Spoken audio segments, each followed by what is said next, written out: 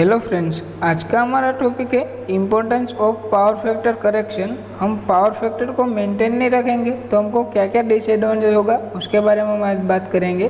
तो चलिए फ्रेंड हम शुरू करते हैं। जो पावर फैक्टर है उसका इक्वेशन क्या हुआ, जो real power upon total power. Real power इसको आप एक्टिव पावर भी बोल सकते हैं, जिसका रेटिंग है जो KW में रहता है, मीन्स के किलोवाट में रहता है। और जो टोटल पावर है जिसका रेटिंग है जो KVA में रहता है, तो KW upon KVA is equal to cos phi. तो हमारा cos फाई क्या हुआ, जो पावर फैक्टर हुआ।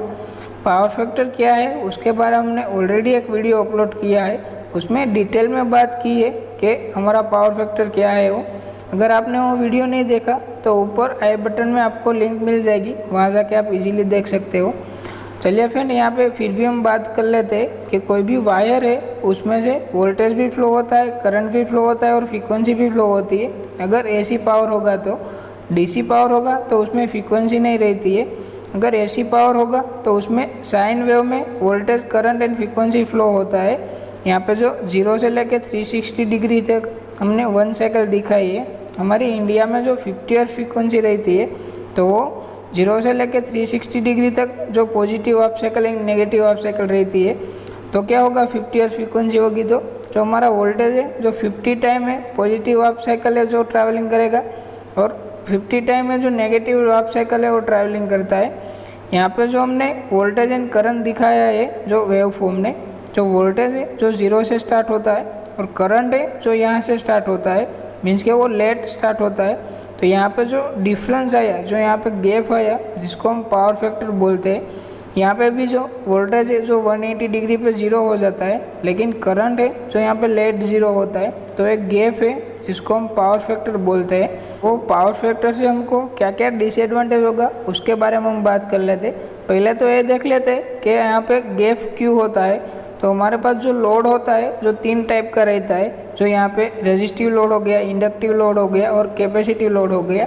यहाँ पे जो रेजिस्टिव लोड है उसमें क्या क्या रहता है, जो हमारी लाइट हो गई, हीटर हो गई, जो इलेक्ट्रिकल पावर को लाइट या हीटिंग में कन्वर्ट करता है, जिसको हम रेजिस्टिव लोड बोलते हैं। तो रेजिस्टिव लोड है उसका पावर फैक्टर है जो गुड मीन्स के नियरली 1 रहता है, जो हमारा यूनिटी पावर फैक्टर है। उसमें वोल्टेज एंड करंट है जो 0 से स्टार्ट होता है, इसलिए जो रेजिस्टिव लोड है उसका पावर फैक्टर है जो गुड रहता है। सेकंड है जो इंडक्टिव लोड है, तो इंडक्टिव लोड है जो हमारा पावर फैक्टर है जो गुड पावर फैक्टर, उसको बैड मीन्स के खराब पावर फैक्टर में कन्वर्ट करता है जो इंडक्टिव लोड है।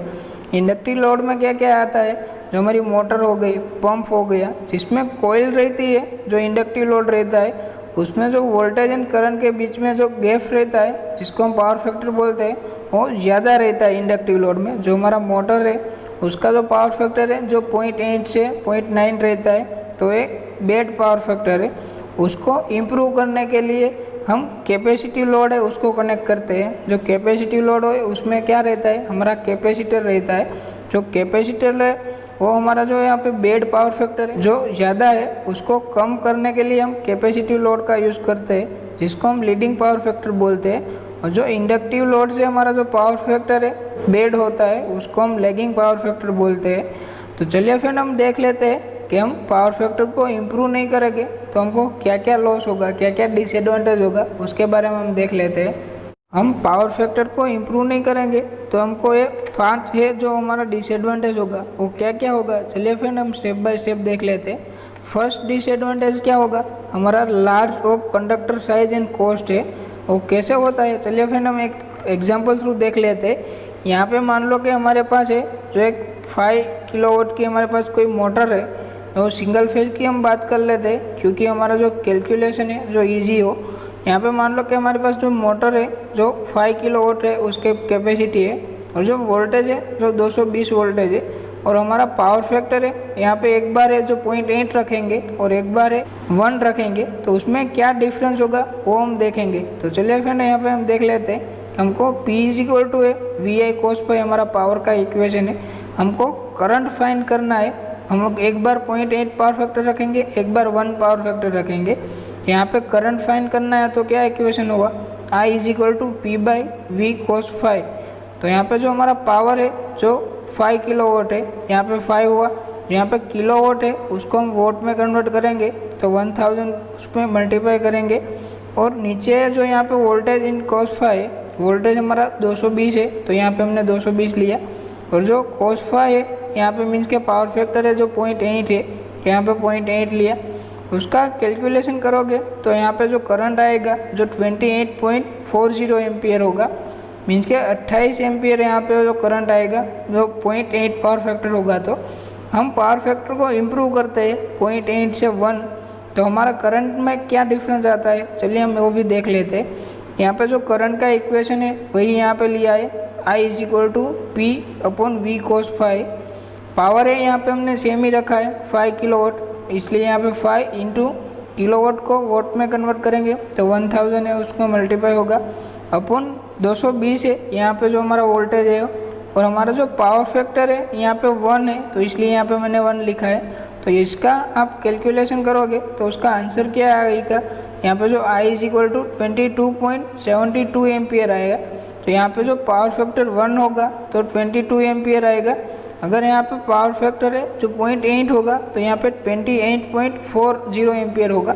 तो ये करंट है जो डिफरेंट आया है। यहाँ पे हमने 5 किलोवाट की मोटर ली है और सिंगल फेज में ही बात की है। जो इंडस्ट्री होगी उसमें तो नंबर ऑफ मोटर रहती है और 3 फेज में रहती है, जिसकी रेटिंग भी ज़्यादा रहती है। तो वहाँ पे जो एक करंट है और उसका डिफरेंस है वो भी ज़्यादा आता है। तो उसमें जो कंडक्टर हम यूज़ करेंगे, मीन्स के जो वायर हम पावर सप्लाई के लिए यूज़ करेंगे, तो उसकी साइज़ भी आपको ज़्यादा रखनी पड़ेगी। जो 0.8 पावर फैक्टर होगा तो उसका करंट ज़्यादा होगा, तो उसकी साइज़ भी ज़्यादा लगेगी और उसकी कॉस्ट भी ज़्यादा रहती है। जो कंडक्टर की साइज़ ज़्यादा होगी तो उसकी कॉस्ट भी ज़्यादा होगी।